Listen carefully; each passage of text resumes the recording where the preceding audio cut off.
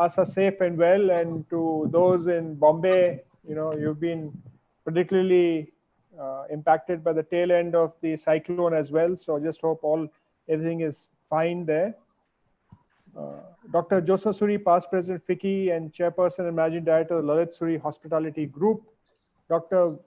Vinod Noval, deputy MD, JSW Steel. Dr. Akshay Batra, co-chair FICCI Wellness Committee and vice chairman and managing director, Dr. Batra's Healthcare. Mr. Ajay Poddar, MD, Synergy Environics. Barun Agarwal, CEO of Breathe Easy Consultants. My colleague Deepak Bukhi, who's the head of a Maharashtra state office. Very good afternoon to all of you. First, a very warm welcome to all the panelists and the participants to this webinar on workplace wellness and productivity.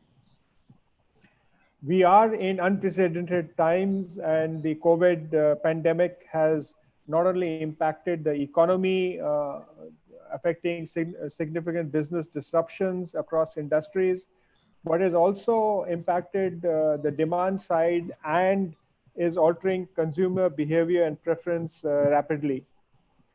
As the pandemic progresses around the world and recovery rates go up and immunity takes center stage in fighting the coronavirus infection, a lot of consumers, millions, in fact, almost billions of consumers will look to change their lifestyle and will adopt to a healthier regime to build a strong immune system. This shift in behavior, just as the COVID pandemic opened a whole new business for mask sanitizers, ventilators, and other health products, this shift in behavior will also open new avenues and markets for wellness products and also service providers here. Global studies have indicated a very strong correlation between workforce wellness, initiatives leading to higher productivity and better performance.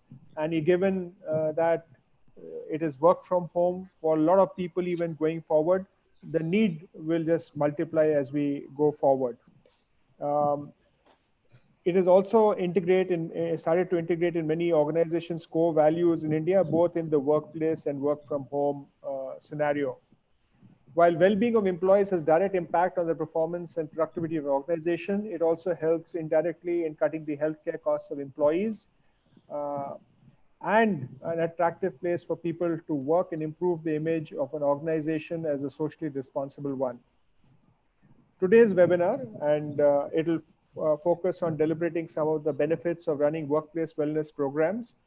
And each one of the panelists is actually either implemented something in their organization or their organization actually helps implement this in other organizations. So each one of the panelists brings a very specific aspect and relevance to this webinar. So first, a very warm welcome to each one of the panelists, and thank you very much for agreeing to share your views and your knowledge and understanding of this sector with the larger membership of FICCI. I hope the sessions will be very engaging and fruitful for all the participants. As of now, we have over nearly close to 130 people who have logged on. I would like to especially thank Mr. Ajay Poddar and his team for supporting us in organizing this webinar, and Deepak and the chair and the co-chair of the Wellness Committee for leading this initiative. And I'm sure under their leadership, we will have more such initiatives for the benefit of industry. So thank you all for joining, and over to you, Deepak. Thank you, sir. Thank you for setting the context of the program and why we are doing it. The agenda has been circulated already, and I would request Mr. Ajay Poddar, who's the moderator of this session, to set the tone for the rest of the session and then start the panel discussion. So, Mr. Poddar, over to you. Thank you, Deepak. Thank you, Dilip, for your wonderful words of welcome to the panelists and to all the participants. Dilip has quietly and super efficiently done it all, from CII to Chief Honcho of SIAM and then NSDC, and now he's turning around things at FICCI. Thank you, Deepak, and your team, the whole FICCI team, for organizing this successful webinar. A hearty welcome to all our esteemed panelists. On behalf of Synergy Environics and of course FICCI, thank you for taking time out from your busy schedules to share your professional learnings, insights on wellness, and recommendations on the way forward for corporates in particular and the community in general. The panel consists of 2 important business leaders and 3 wellness providers, including us, our company. To set the context of this discussion, 5 years back, we would not have had a panel of this eminence discussing wellness. And we would not, why has the workplace wellness become so important? Have we realized the power of we care branding? Have we become more socially responsible? Or have we realized that wellness of people at workplace is the bedrock for economic wellness, which Dilip also alluded to? A study by the Harvard University on 600 corporates has found that a dollar spent on wellness increases the profitability of $3.23. So this is quite significant. We also know that employers more recently in our country who had discarded the migrant workers are now bending backwards to call them back. The COVID menace has brought workplace immunity, wellness, and stress management center stage like never before. If 2 people in our or our neighbors' establishments get sick, our organization could be closed down. Data collected by us over the years in the course of our work has shown that lack of well-being and higher stress results in higher absenteeism and attrition and lower productivity.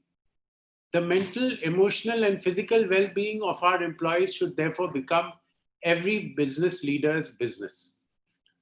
I will begin my personal introduction of all the panelists and request them to share 2 or 3 key attributes that have made them super achievers. Then I would ask them to share their key wellness initiatives in the second round that they have implemented or recommended.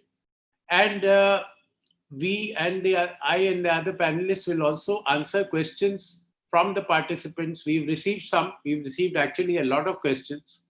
And so I'll start with Jyotsna ji. When I briefly met Jyotsna ji in the early 80s, I was mesmerized. She exuded charm, kindness, and confidence. She still does. I was supplying hollow blocks to hasten the construction of Bharat hotels before Asiad 82. She managed all the hotels which Lalit ji built or acquired without being center stage. In 2006, of course, as we all know, she took over as chairperson and managing director. And her hotel is probably the most prominent domestic privately held group. And I think about 2,300 rooms or maybe more as of last count. She has been conferred the Order of the Rising Sun, Gold and Silver Star by the Japan government for strengthening strategic ties between India and Japan in economic and tourism sectors. I know that the Japanese, I've run some joint ventures with them. They're very difficult to please and they do their due diligence very well. She's the first Indian woman to have received this honor since its commencement for foreign nationals in 1981. She's been recipient of scores of national and international awards and recognitions and has been featured by renowned publications. I'm not going into the details.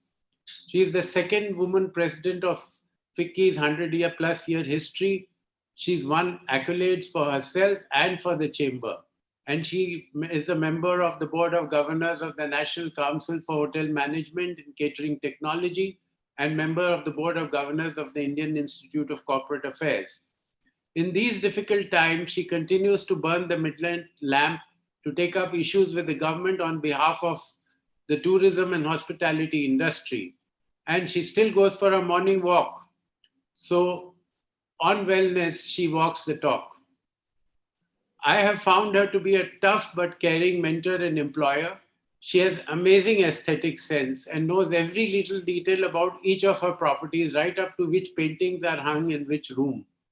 I have seen the wonderful working conditions that she's created for her employees in the underbelly of the hotels, which nobody visits. All her senior executives and hotel managers worship the ground she walks on. The hospitality at the hotels, I have visited about 8 of her hotels, can be described in one word, according to me, Punjabiyat. The khatir and khana are out of this world. 6 years back, she understood the value of implementing radiation management solutions in our hotels. I have been fortunate to receive her affection and appreciation for the work that we have done and continue to do at her properties. Jyotsna ji, I would like you to share with us your key learnings as a leader and the personal attributes and approaches that define you. Over to you. Thank you very much, Ajay-ji. That was really, really awesome to hear all the good things that you had to say about me. But let me tell you that I respect and admire you equally as you do me. So Ajay-ji, as you've said already, the well-being of my employees is of prime importance to me. And I go into every detail that I possibly can to make sure that the working environment is conducive and that the people have the comfort that they deserve, so that clearly the reason for that is that the output has to be equally important. And if the working environment is good, the output is going to be extremely good as well. For myself, I think the biggest quality, as I might call it, is that I am a very persevering person. I don't give up, and this is a motto that came to me from my school, which said never give in. So in the adversities, and I've had numerous adversities in my life, I've never ever given up, and I have actually pursued what I believe is correct. And I've always come out and I've always emerged victorious. So that's one thing that I would like to share with everyone, and that is that if you believe in something that you really truly believe in, you must persevere it and don't give up despite all the obstacles that you may encounter. The other is, of course, discipline, and I lead a very, very disciplined life. As you rightly said, whatever time it may be that I sleep, at 6 o'clock, I'm out for my morning walk. I walk for an hour. I then swim for half an hour, and then that's what sets my tone for the day, keeps me going all the rest of the day. And yes, I do really care for the well-being of the people who work for me. I consider them to be a large family. They're not my employees; they're all members of my family.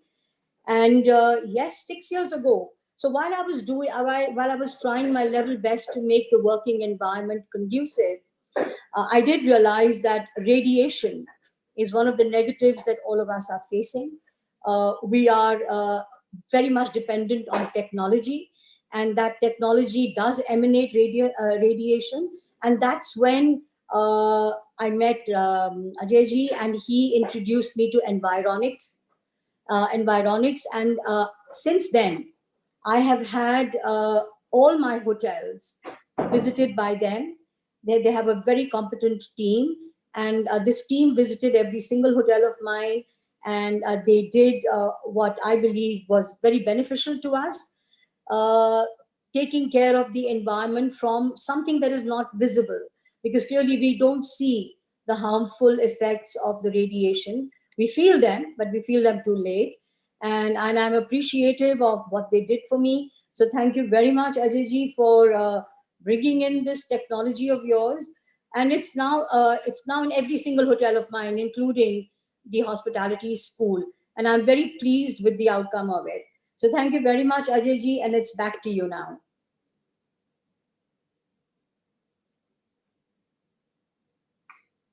Thank you. Sorry. So that was, yes, her perseverance and discipline are, of course, these are the takeaways. Now I'd go to Vinodji. Vinodji is the Deputy Managing Director of JSW Steel, the largest integrated steel plant conglomerate of India. He joined the Jindal Group as the works manager of the Tarapur plant in 1984. And through sheer hard work and dedication, he rose to become the director and CEO of JSW Steel Limited at Vijayanagar in 2009. He spearheaded the meteoric growth of the plant from 4 million tons to 12 million tons per annum, and which became really the largest steel plant. And he has run his steel plant. I was surprised when I went there. I felt I had stepped into a five-star hotel. And then, of course, so each plant looked like a five-star hotel, and it was a coal-based steel plant. And then I saw that there was actually a five-star hotel in the complex. He had got the Hyatt group to actually put up a five-star hotel within the plant premises. He's, of course, won many awards. They've won the Prime Minister's Trophy for the Best Integrated Steel Plant 12-13, only steel company in India to rank 7th in the year 2019 by World Steel Dynamics, and given a recognition of quality by the Deming Prize 2018. He's on the board of several JSW companies and sits on the board of the group. And of course, many organizations like the Karnataka Iron and Steel Manufacturers Association, the MS Ramaiah Institute of Technology. He's an MBA and a PhD. He's done an advanced management program from Harvard. And I admire the way he combines competence and warmth.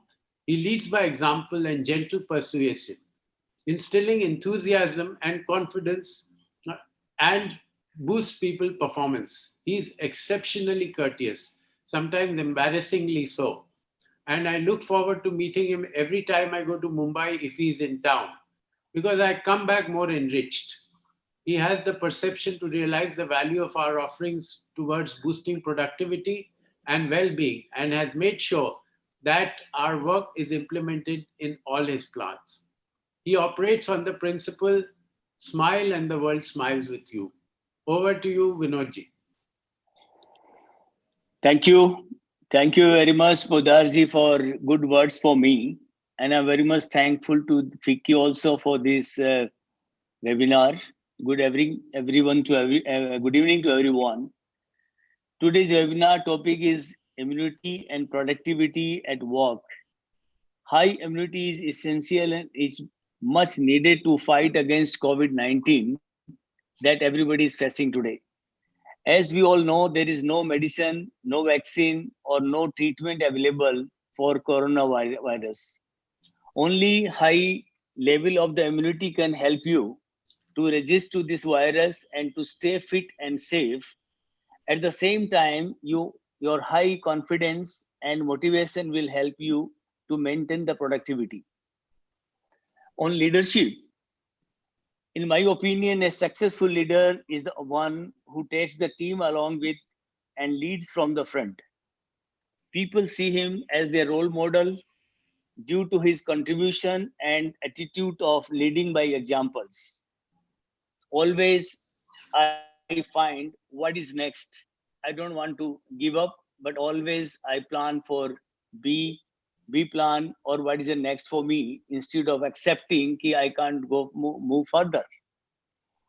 Since I am from the steel industry, as Podarji is also mentioning, and represent JSW Steel, this industry contributes to 2% of the GDP of India. The consumption of steel, cement, and power is the true barometer of the country's economy. India is the second largest steel producer in the world after China, but the productivity level of steel in India is not very high. If you compare JSW Steel per person, productivity is 1,065 ton per person per annum, whereas our competitors is ranging from 265 to 850 tons per annum per person. Whereas in Japan and Europe, it is around 1,600 tons per annum. Those corporates does not take care of well-being of their employees. They lose the good employees. Everybody knows it. If we don't treat them well, we don't take care of them, we don't create a very healthy environment in the organization. Good people are there to somebody can poach and we will keep with us only the mediocres. So it is better actually organization has to focus on the people's health, people's motivation, and well-being of the people. To improve this aspect, industry should focus on the health and well-being of their employees. We should keep them rightfully motivated and engaged so that they can give their best. There is a lot of negative energy around us due to various factors and regions. In this regard, environics not only helped us to measure the concerns, but also neutralized and corrected them. For example, in our Vijayanagar plant, we are having DRI plant, BF1, there is a name of the furnace numbering, you can say, tar processing units, and they were performing very poorly.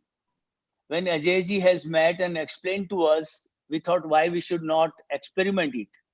So they have sent their team and they have corrected, and the performance is more than the normal now with all these facilities. Same time, the same experiment with their help we did in our Dolvi plant, which we took over from the Mittals. Same thing we did in Monet steel plant in Raigad and Salem in Tamil Nadu. So the results of their corrections are very, very encouraging, and we are thankful for them. So only my point is here, we must keep ourselves motivated in this coronavirus time and keep motivation among our employees. And I'm sure we will fight this and we will be the winner. Thank you. Over to Podarji. Thank you, Vinodji. That was very important. Take care of your people and they take care of you. So now I go to Barun. Barun Agarwal. Barun returned from the US and picked up the gauntlet thrown by his father-in-law, Kamalbhai Mittal, who runs the iconic Paharpur Business Center, which boasts of the cleanest air in any building, perhaps worldwide. Varun founded Breathe Easy Consultants, Breathe Easy, I hope I've got the name right, the leading indoor air quality solutions company in India. He is a founding member and director of Indoor Air Quality Association USA India chapter. He is a prominent member and contributor to ISRE. He is a climate reality leader trained by Vice President Al Gore. He teaches human wellness in the built environment at the SPA, School of Planning and Architecture, and he is sought after as a he teaches. He also has written a book.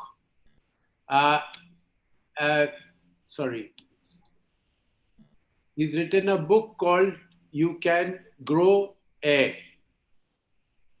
So that is what Barun has done, and he's also a leader in his space and is a sought after thought leader and webinar speaker. Barun, do share the attributes that led you from frustration to success. At one point of time, he was so frustrated with people not understanding that air quality is so important for themselves and their family.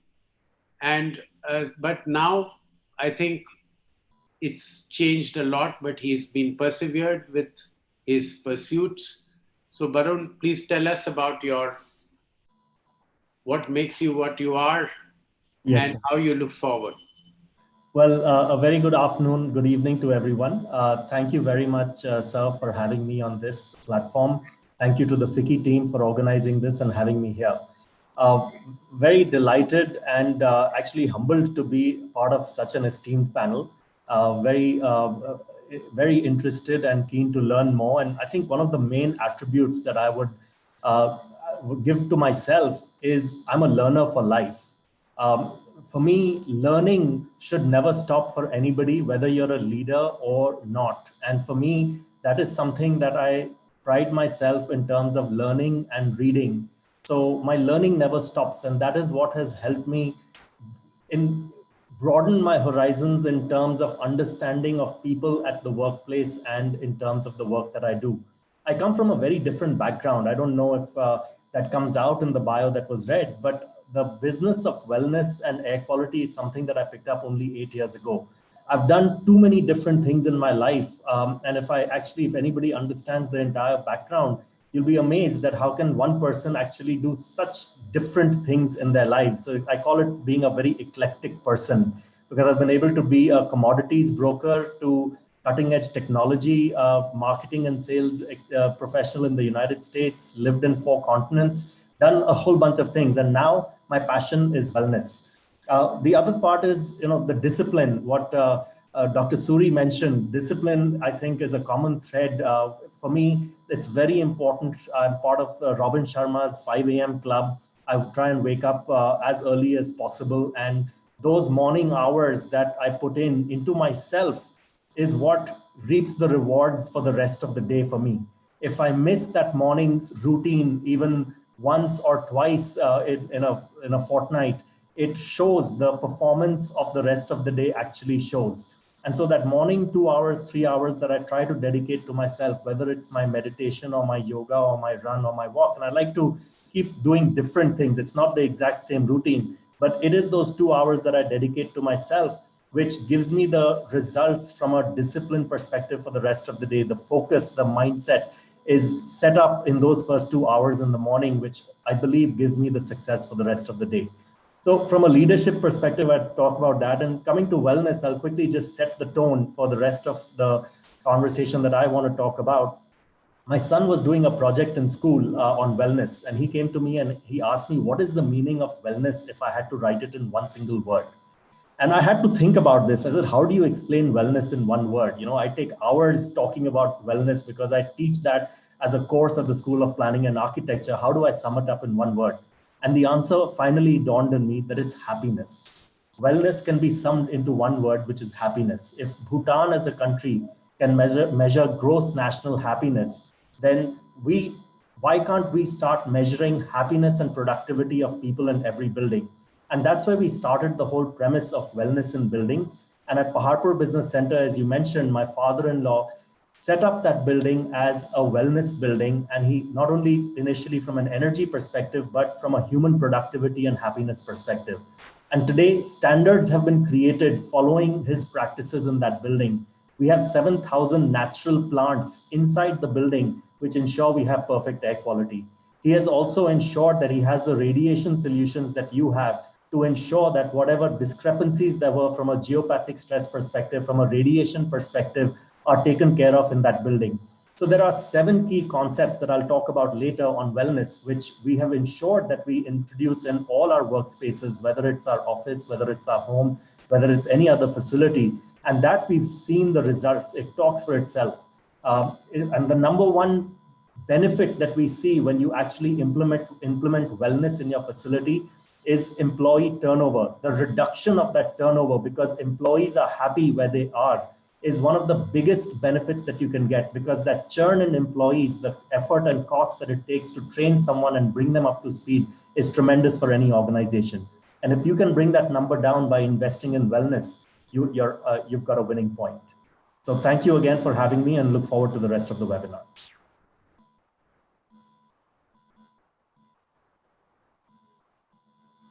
Sorry. Thank you, Varun.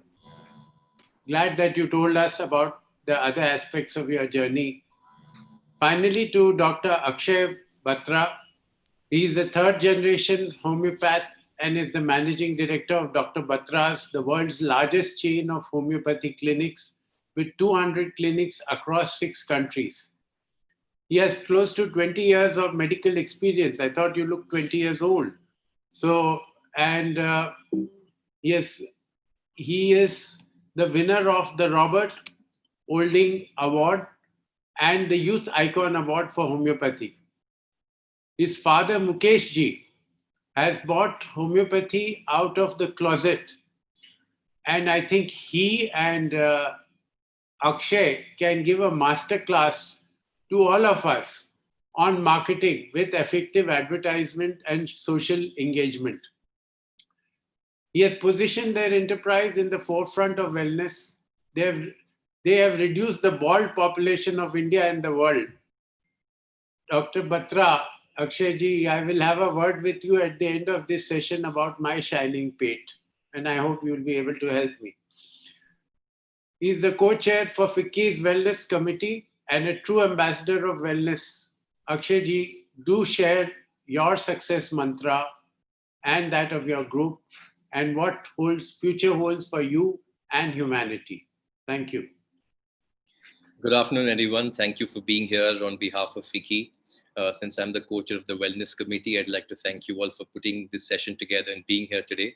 Let me start by confessing I'm not a part of the 5 a.m. club or the 6 a.m. club like Barun or Dr. Suri. I'm part of the 7 a.m. club, but that works well for me. I think the fact that I look young, thank you Ajayji for the compliment, is the fact that I'm happy. And I think that's most important. And if I were to, talk about my journey, I think the first thing is that when I was younger, my parents asked me what I wanted to do. And I was always very clear that I wanted to be a homeopathic doctor because I had always seen all the good work that my parents and my grandparents had done. When I joined my father's practice after passing out, we were 3 clinics. Today we are in 200 clinics across 6 countries. So I've been more than part of the journey. And I think the one thing that has led us here is passion. Because if you have passion as an entrepreneur, you have passion about talking about what you do, about spreading the goodness of what you do, which of course I see amongst the panelists here.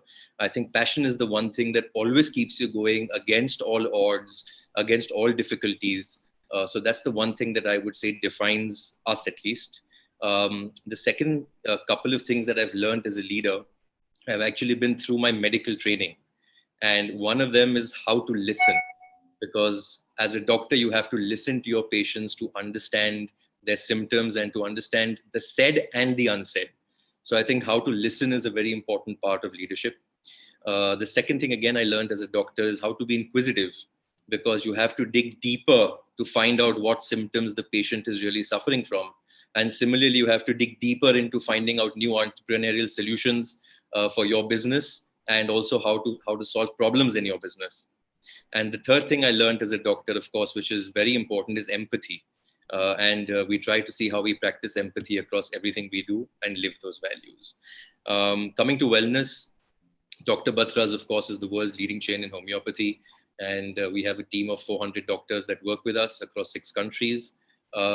Homeopathy is actually, India is the largest market for homeopathy in number of patients. And France is the largest number in terms of value. But of course, homeopathy is almost synonymous to immunity. And whenever you think of immunity, you think of homeopathy and how homeopathy can improve your immune system. And as we get deeper into the discussion today, I will talk about what we are doing to help corporates and people improve their immunity through homeopathy. Thank you. Thank you, Akshay. That was very insightful. Passion, how to listen to the said and the unsaid, and empathy. These are great learnings for everybody who's there. I request the organizers to put up the 3 poll questions now, because the audience has been quietly listening and we want some action from them. So we've just launched the first question. I will get a minute to answer this. The screen would be popping up, can request everyone to please share their answers.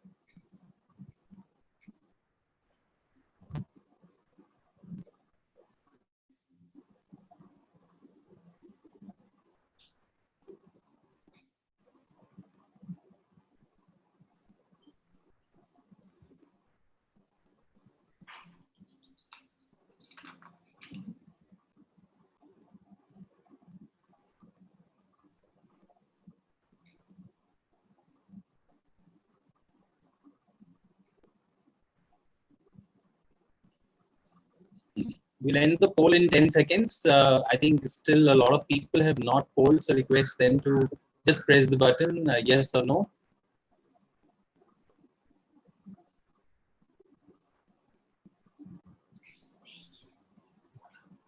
Okay. Okay, I think we can move on. Yep. So this was the first one where we talked about the employee wellness program, and I think So 60% people are also saying that they do have. So we'll move on to the second poll. Yeah.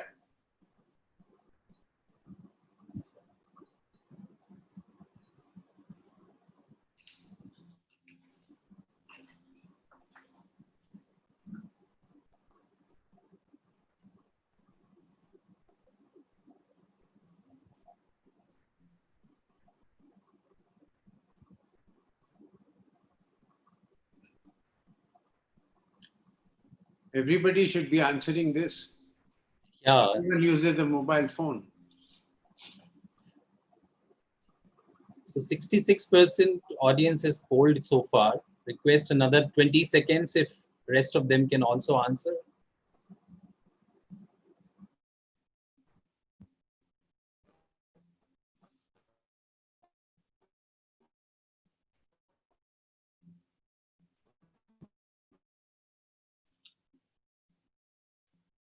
I think we can move on.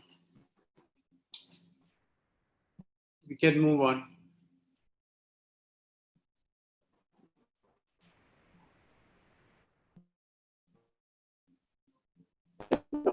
Let's go to the third question, please.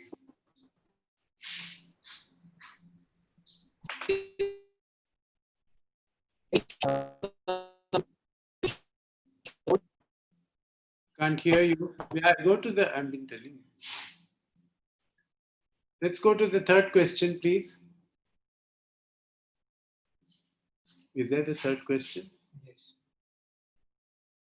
And pull kar de.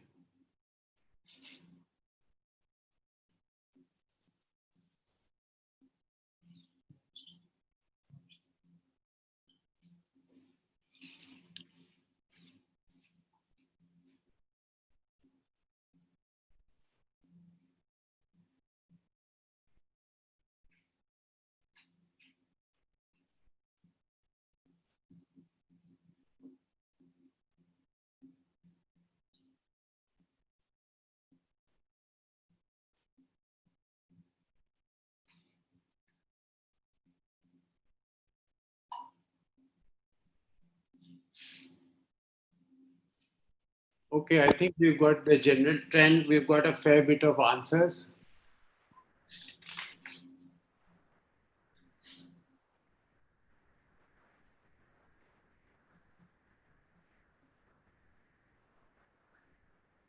Okay, so can we close this now? Yes, please. Yes, please.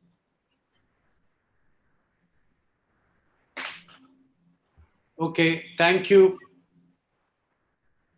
participants.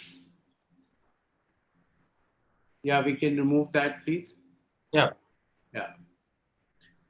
So, so on the wellness practices, the jury is pretty much divided. There are 40% people who still have to do something about it, and they better do something fast.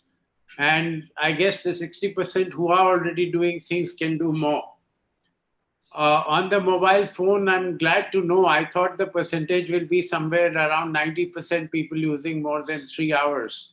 But I think that there are a lot of people who are very careful and aware. And I was surprised that 36% already know about geopathic stresses. So that's quite heartening. So can we, how do we remove this? Yeah, okay. So now I just go on. I'd like to inform all the people in this audience that those who stay till the end will be entitled to amazing benefits and freebies, like things like risk assessment surveys, welcome wellness talks, etc. So stay on. Now I'd like to take the liberty of introducing myself and our work briefly. I come from a business family which has been in business for about 150 years. I was the first person in my family and one of the few from the business community in Calcutta to do engineering at IIT. I waded through concrete, LPG cylinder manufacture, bottling and marketing, LPG under our own brand, automated multi-level parking, etc., till I made my research and passion for learning my business. Cyanogy Environics corrects negative ground and radiations and electrosmog emanating from gadgets, Wi-Fi, mobiles, towers, etc. All solutions are non-intrusive, scientific, and data validated. I will show you a couple of slides to visually highlight the problems that we should know about. While that slide is being put on, yeah, so we call them, it's gone off, it's not there. I can't see. Visible, sir. We can see the slide. Okay, you can see that. Okay. So we call them everyday radiations because they affect them every day, us every day, and they are there everywhere. So the first one is, if you go on to the next slide, you see that, do you see your office now? Is it your work desk or is it a stress desk? It's almost like a war zone. So you see that there are so many gadgets lying on our table and they are all emanating various kinds of radiations.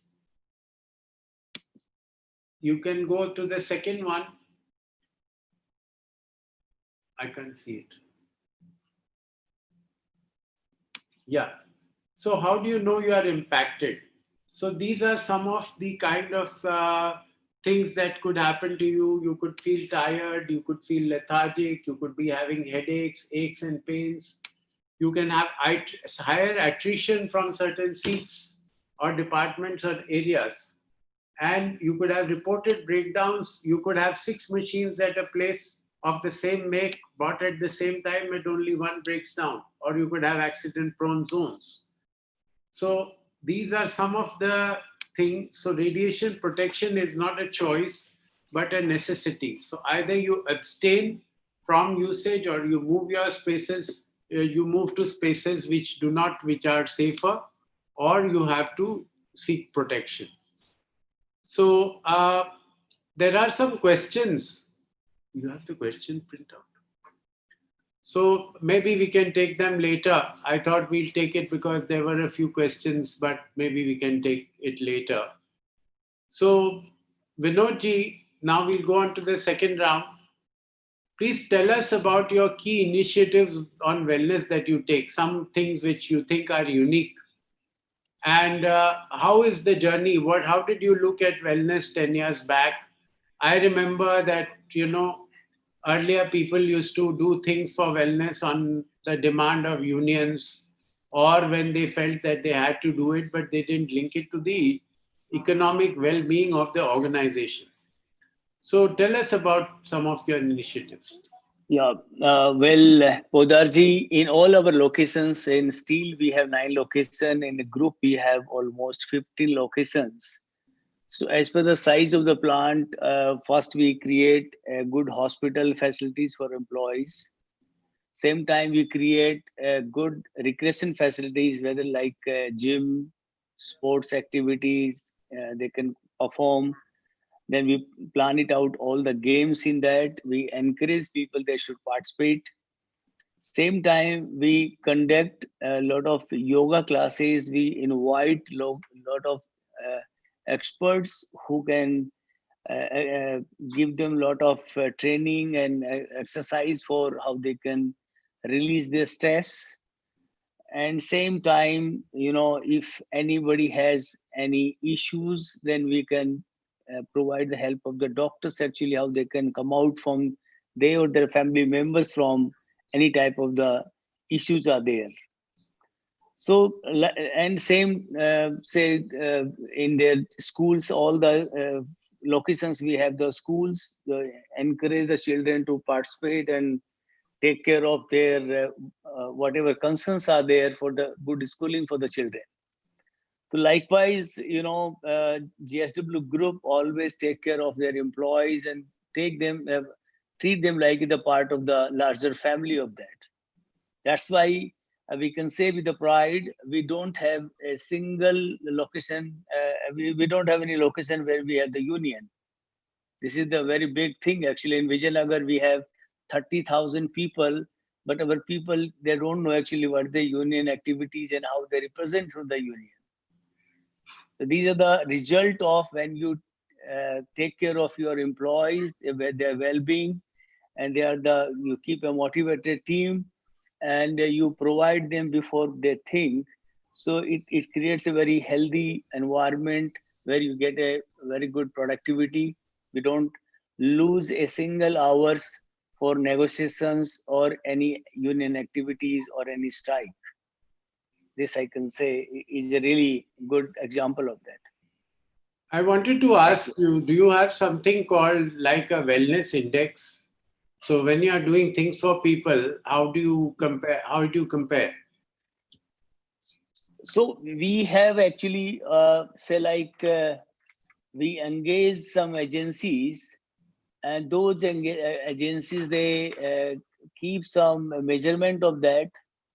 One, you can say HRA, we keep it, any risk assessment. That is one, to know about actually what well-beings are there, whether it is enough and people, they are satisfied with them. Okay. This type of the index, we can time to time we maintain it on that. Health risk assessment, HRA. Okay, fine. Thank you. That's good. And this is quite a thing that you don't need unions and everything. So Akshayji, I'll come to you straight away because you are a direct wellness provider and healer. So do share with the audience the key benefits of homeopathy and your work, and some tips on what individuals and organizations can do for themselves.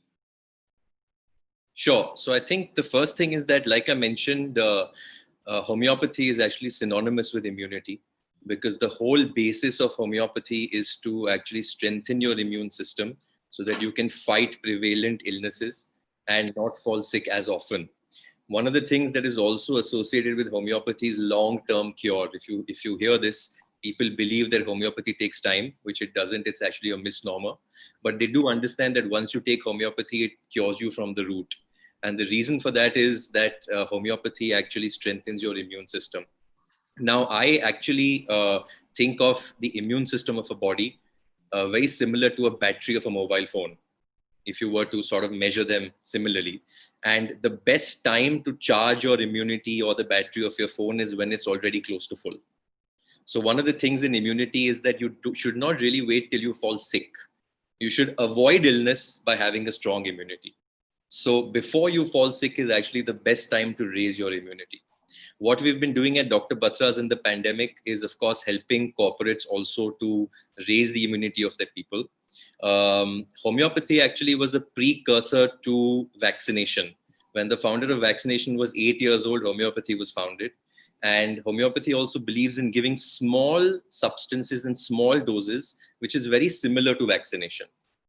So we've used that principle for the pandemic. Homeopathy is used in many pandemics before, in chikungunya and the plague, in many, many pandemics. And we also have been using it now. We've tied up with companies like India Infoline Limited, IIFL. We've tied up with the Indiana Group, with Paulson Limited, and we've given their employees homeopathic immune building medicines. I also spoke about being empathetic earlier. And I'd also like to say that one of the things my group has done is distributed 50 lakh doses of the immunity building medicines free or subsidized, including to the police force of Maharashtra and many NGOs. So basically that's what we're trying to do right now. And these medicines work largely for a lot of people. We found that not a single patient who's taken these immunity building medicines has actually reported being COVID positive, which is a really very, very successful sign for now. And the government of Maharashtra Ayush Ministry is also backing these medications. Wow, very good. So what can people do for themselves? Any tips what people can do apart from taking the medicine? You'd like to tell them something? Yeah, sure. I think the basic tips are, the first is that, mental health is going to be a big challenge during the lockdown, and mental health and happiness and immunity play a very important role. So if you keep yourself mentally happy, if you keep your mental health in check, I think your immunity will certainly be stronger. So that's the first thing. Take time out from your busy schedule. I've seen some of the questions that people have asked. How do I balance my life right now? Take time out, structure your day, make sure that you do things that, make you happy, spend time with your children, give the people in your family who are isolated with you a big hug every day, because physical touch with your loved ones also is very important. So you can do that safely with people who are locked down with you. Coming to exercise, I know a few people who have taken this goal of losing weight during the lockdown, and that's a great goal. But remember that Rome wasn't won in a day. So don't try to overcome all your challenges in one day and go to a very serious program of exercise, because that can actually lower your immunity if you fall sick, if you over-exercise. So build it up gradually. And the third thing I'd say is also that food and immunity play a very important role. So try and eat healthy. Try and eat local foods that are available to you right now, and not things that are coming from imported markets. Have a balanced diet. Try and include lots of vitamins in your food and in your diet. Green leafy vegetables are always great. I think these are some of the common tips that you can follow to raise your immunity. Thank you. One question which I'd like you to answer is, should antibodies test be carried out to identify asymptomatic employees before they show symptoms to save that employee and others do well in time? So the question is whether we should conduct antibody tests for asymptomatic patients, correct? Yes. So the question is medically incorrect, because an antibody test is conducted for those people who have already had COVID. Once you have COVID, you then develop antibodies against it. Yeah. Okay. The test for COVID positive, to find out if you're COVID positive, as per the governments right now, is not freely available. Because, we've been running clinics across 200 locations, and we also contemplated whether we should test our staff to see whether they're COVID positive before we let them come into work. But the challenge is that the government of India does not allow you to test any asymptomatic patient, because the number of kits are limited. So only if you have a fever and if you go to a doctor and if the doctor thinks that you could be COVID positive, that is when you are given a test. So my suggestion for workplace safety, because that's sort of the question, is that 1, you should use your temperature guns. Number 2 is you should have a screening of your employees. They should tell you whether they are symptomatic or not on their own before coming to work. That should be mandatory. You should try and avoid calling people to work who are from containment zones. And of course, number 4 is you should follow all your social distancing protocols at the office and the workplace as well. Okay. I hope that answers the question. Yeah. Thank you. Thank you very much. Yeah. So I'll now go on to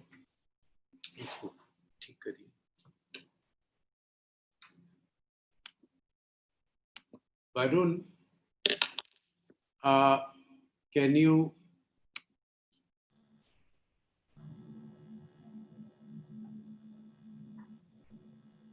have so much to tell us on how to take care of air quality.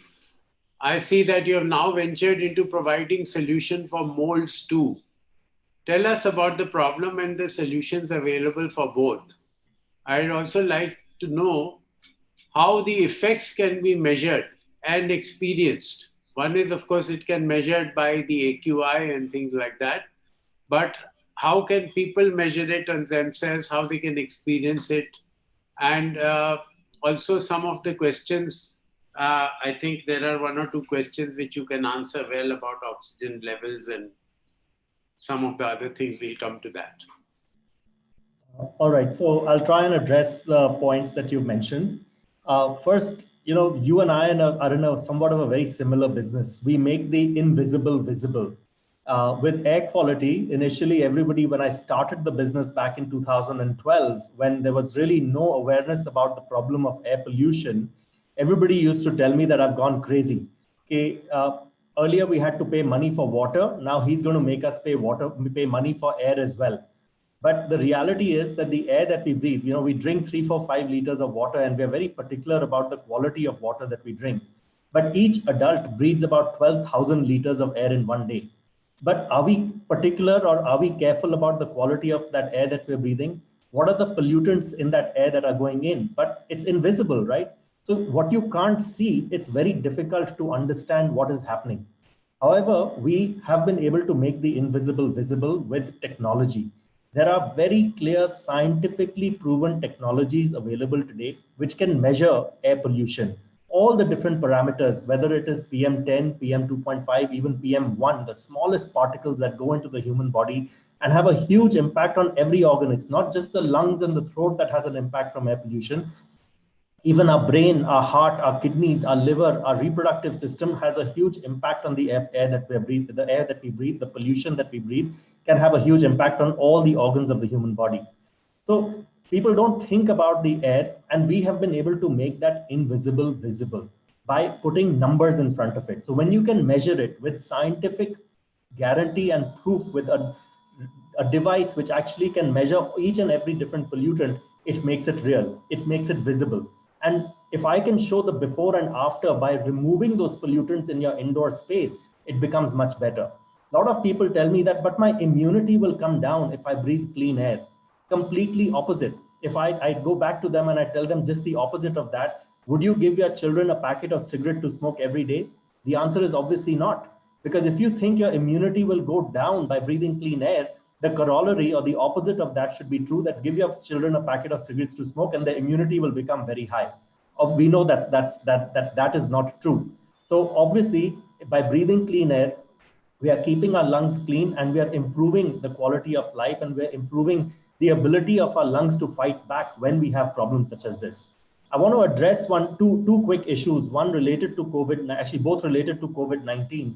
One of them is with regards to air conditioning and HVAC systems. There's a lot of confusion right now with regards to, should we use HVAC systems?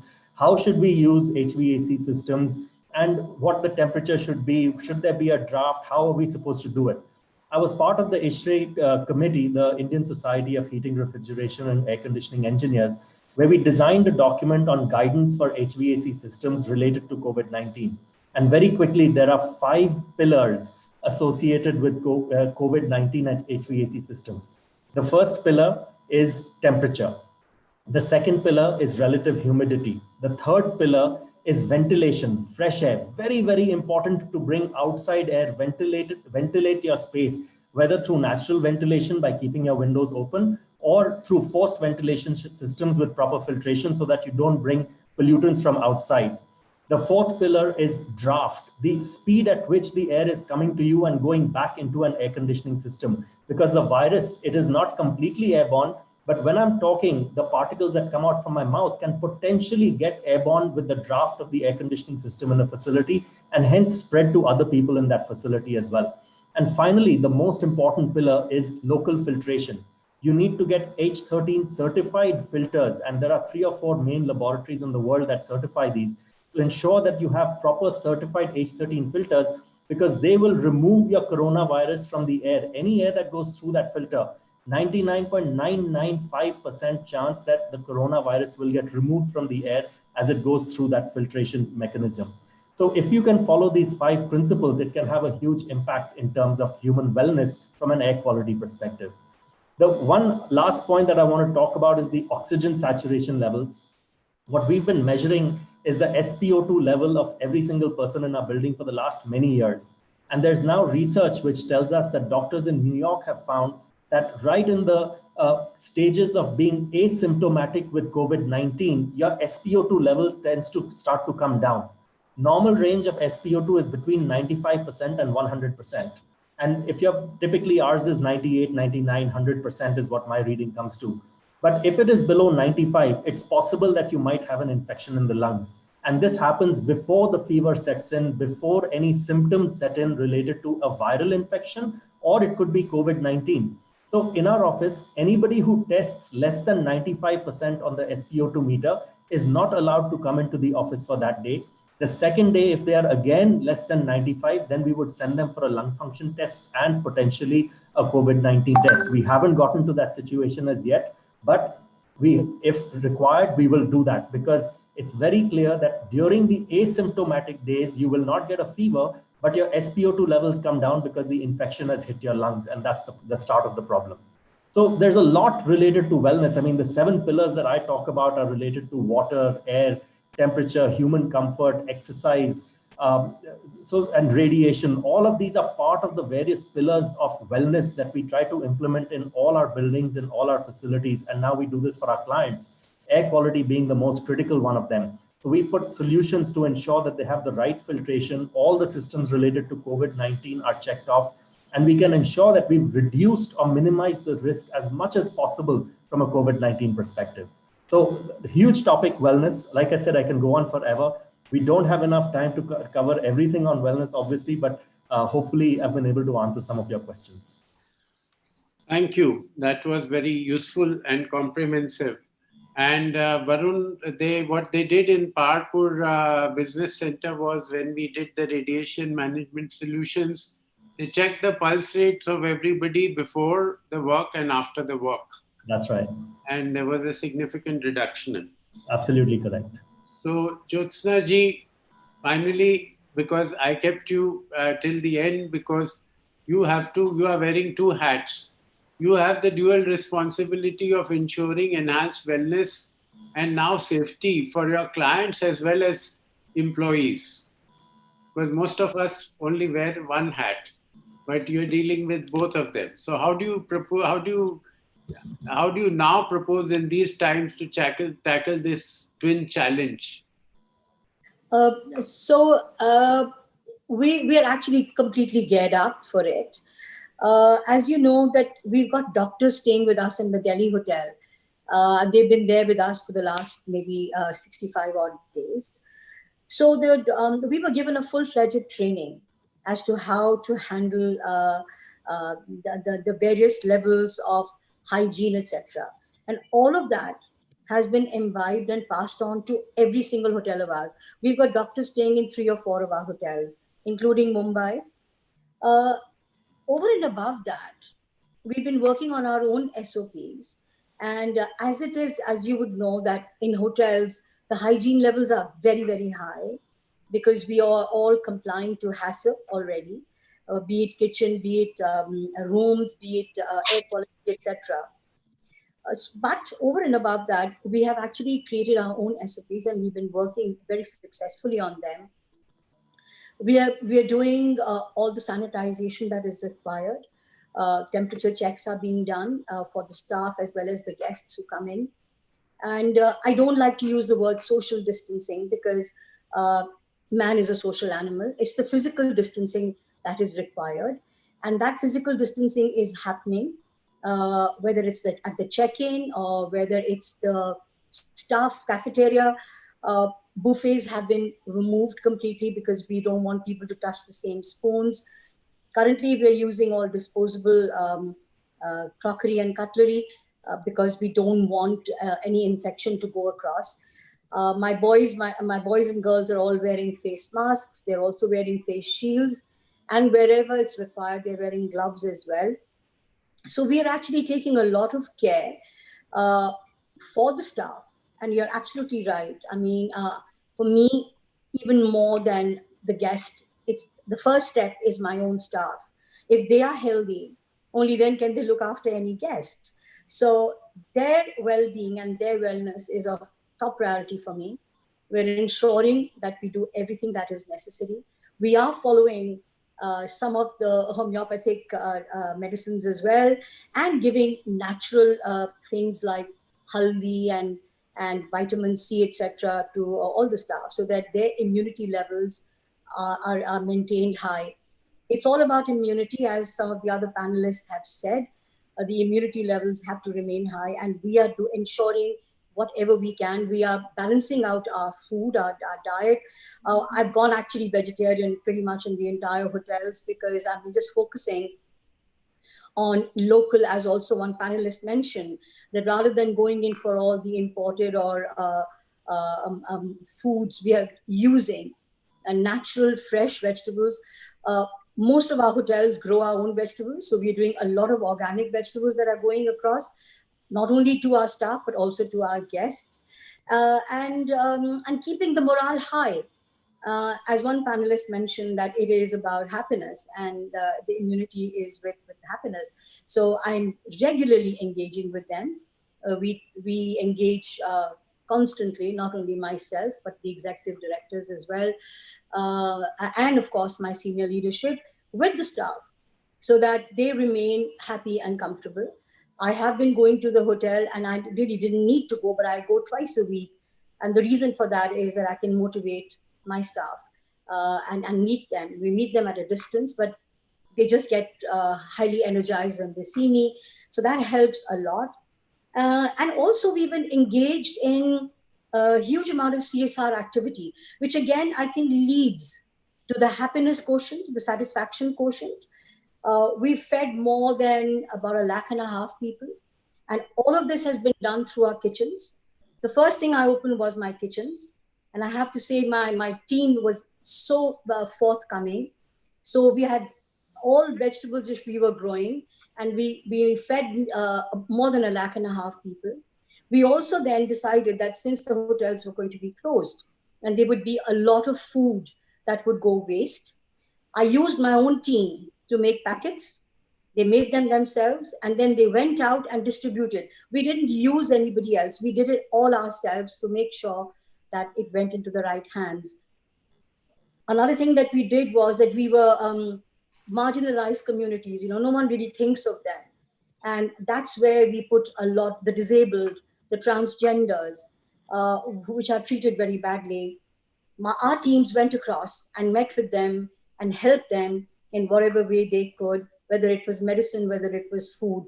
Now, all of this comes back to the happiness and the satisfaction quotient, which in turn builds up your immunity.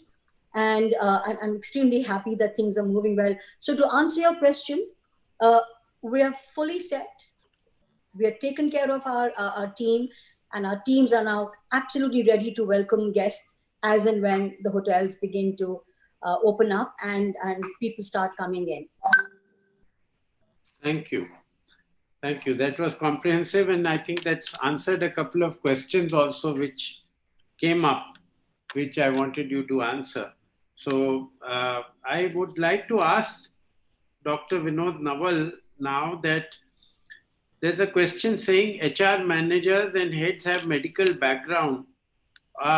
Not all the HR managers have that. So what are the points of consideration that should be highlighted so that they start looking at an occupational health or employee wellness as an important aspect, not just as a legal compliance requirement?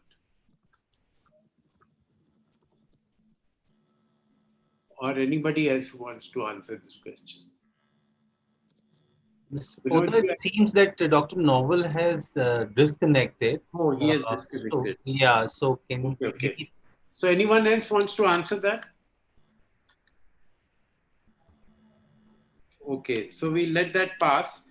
So there are just 3-4 questions on radiations, which I guess I will take.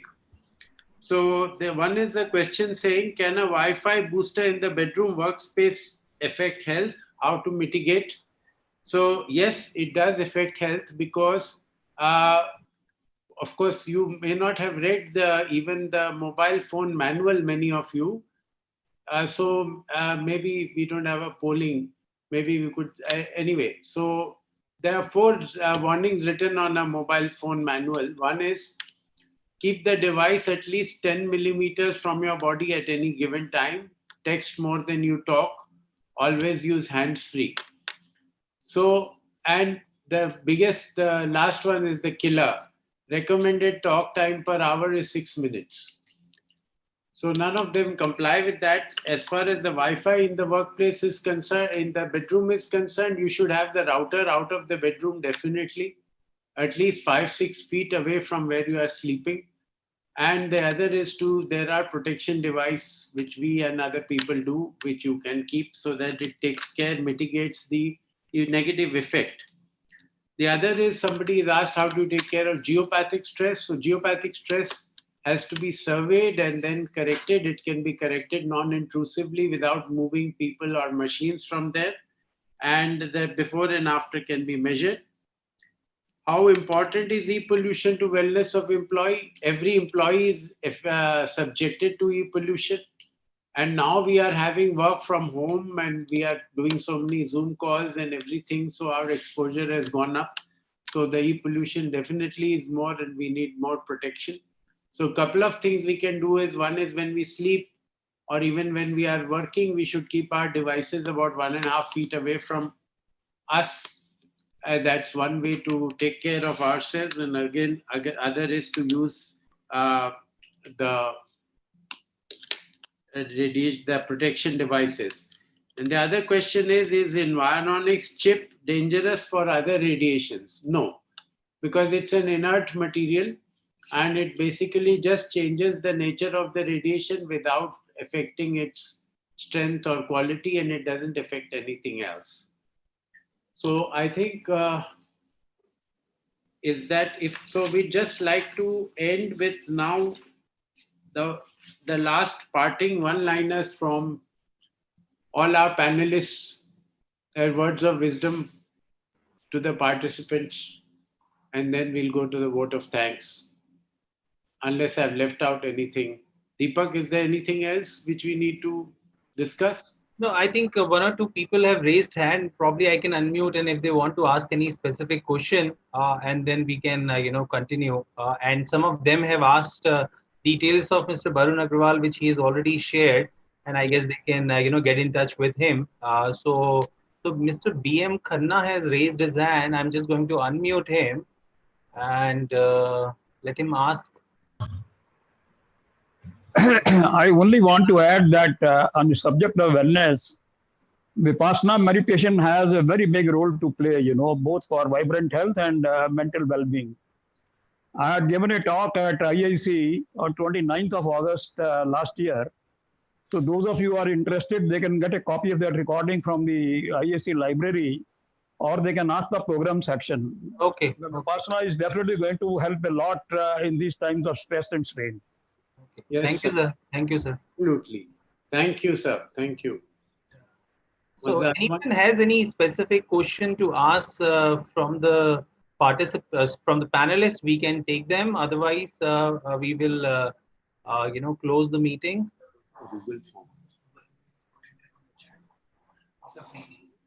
So, I think, sir, I would just, although I don't know, it may be a little, controversial, but I think many of the people have asked from Dr. Batra that if there is any specific medicine in homeopathy which is being recommended as immunity builder, not something which will counter the COVID-19 situation. So, Dr. Batra, would you like to, as an individual, suggest something on that, or? Yeah, sure. I am going to make the suggestion not only as an individual, but also, on behalf of the government of India, which has actually given out a circular. So the Ayush Ministry, which is the Ministry for Ayurveda, Homeopathy, Unani, and Yoga, has actually recommended a homeopathic remedy called arsenic alb 30. That is to be repeated. It's 1 dose a day to be taken on an empty stomach for 3 days. So that is the remedy that has been recommended. Let me just put 2 caveats here. The first is that if you have comorbidities, which is if you are diabetic or if you fall in the high risk group of older age patients, you may need a specific constitutional remedy based on your own personality, which only a doctor can give you with a consultation. So if you are in that group, then you need to be a little more careful and take a more specific remedy suited to you. And this dosage needs to be repeated once a month. So if you are taking the arsenic alb 30, you can even get it off our website. If you just go onto our website, it can be home delivered to you. And remember to take it on an empty stomach once a day for 3 days and then repeat it after 1 month. Okay, yeah, thank you. And I think a lot of people ask a very generic question on these days, being closed in the at home. Children are exposed to a lot of online and gadgets. So both Mr. Poddar and Mr. Batra, if you can probably suggest in these times how one can, look after the children's wellness. I mean, I can talk from the medical aspect. I think it's very difficult for children because they are bundles of energy and they have so much energy. They are used to going, outside the house and playing down, socializing with other children and their friends. So I'm sure it's very, very difficult. But I think the approaches that work are, one is that children love structure. So if you can give the child a structure in a day, I think that normally tends to help them. The second thing is that, you've got to make sure that they're occupied with something gainful. So there's a lot of digital content out there that's good for children as well. And if you can identify the content that's good for children and use that content, I always tell my kids this. I've got 3 children, and I tell them, imagine if you were locked down without the internet, what would you do? So let's take good use of the internet. And the third thing, of course, is that, your children really sense and get, emotional stability from you. So how you act around them, how you behave around them is also really important. If you take time to spend time with them in the lockdown, to talk to them, to do some art and craft activities with them, I think that's really, really going to work. And finally, again, homeopathy also works extremely well for children. So if there are anxieties in children because of the lockdown, if there are emotional instabilities, some children are complaining of more bedwetting, consult a homeopath. These are all signs of emotional insecurity. So consult a homeopath, and I'm sure they'll be able to help you out. Okay, thank you. Mr. Poddar, would you like to also add something to this? Deepak, just one more thing I'd like to add that, sorry, Mr. Poddar, just one more thing is that we had actually conducted a big and long seminars on all these topics. Deepak, I'm sure they're available on the FICCI webpage Yes.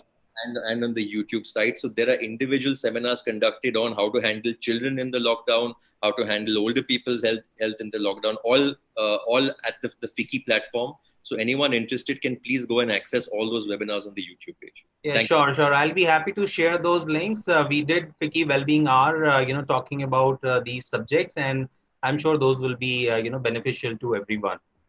So, Ms. Poddar, anything from your end? Yeah, two things. One is that children, when they are using these devices, when they are playing games, when they're doing whatever thing, it is better to download that. Let them not use the Wi-Fi.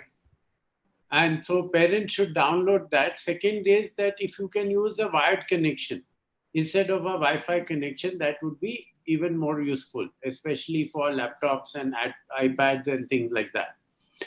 So with that, I think what we'll do is that we've just put a form there which you can fill up.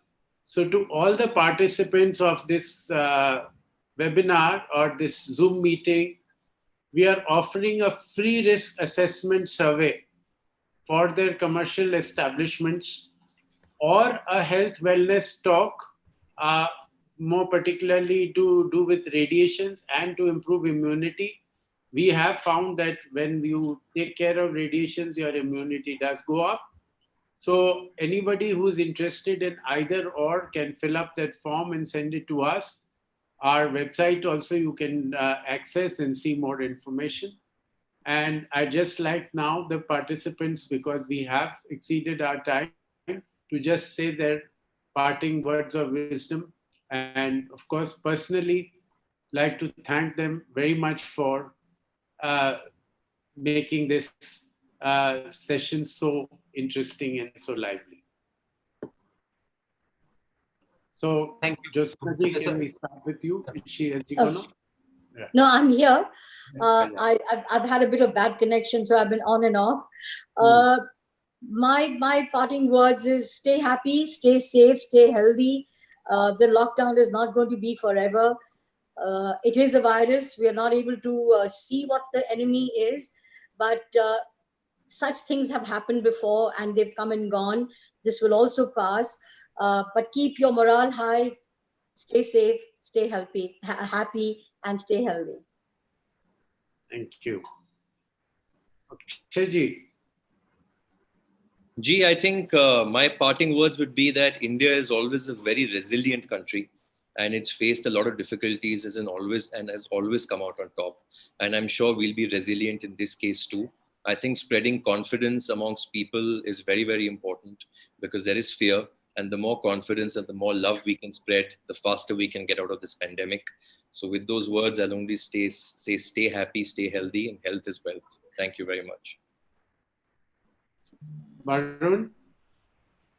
Yeah, so I used to tell everyone, be positive and stay positive, but my words would get convoluted in a time like this with regards to COVID. So now I've stopped saying stay positive and I've changed it to be stay fearless. We have to become completely fearless, and that attitude of fearlessness comes in. It actually builds immunity because you manifest what you think in your mind. It's in those 6 inches that we live our life in. So that fearlessness can actually lead to a lot of things in life. So be fearless and stay healthy. Thank you. Thank you. So just my parting thing is that if you increase your immunity, one is that through meditation And through chanting, you can raise your vibratory frequency.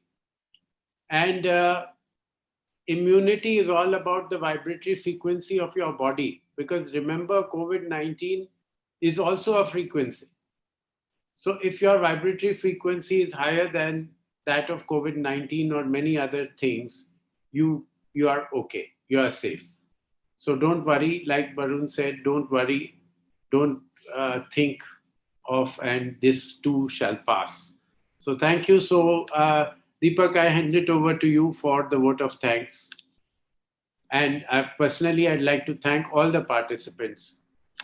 Thank you, Mr. Poddar, for moderating this session so efficiently. And I think we were able to hold back 90% of audience till the end. So that's a commendable job. And thanks to all the panelists, starting from Dr. Suri, Dr. Novel, Dr. Akshay Batra, and Barun for giving us very different perspective from both users and implementers, point of view. And I'm sure there will be takeaway for many people. And in case anyone, is not able to get answers to certain queries, feel free to write to me. My email address is deepak.mukhi@ficci.com. And I'll be happy to connect with respective speakers and get you some more information. And as told by Dr. Batra, we did Wellbeing hour for almost 9 days. And we have 18 modules with us online. We can, share that with all of you so that the specific questions on children's, elderly, and other aspect can also be taken care of. So big thank you to Environix team as well as my team at FICCI for helping us to put this together. And I hope we can, work on the stay healthy, stay safe part more from FICCI point of view also. So thanks a lot and look forward to connecting you in future again. Thank you.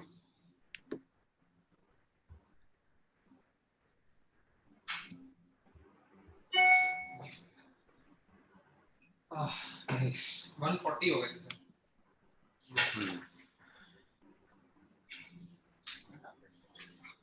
Thank you, Jyotsna ji. Thank you. Thank you. Bye-bye.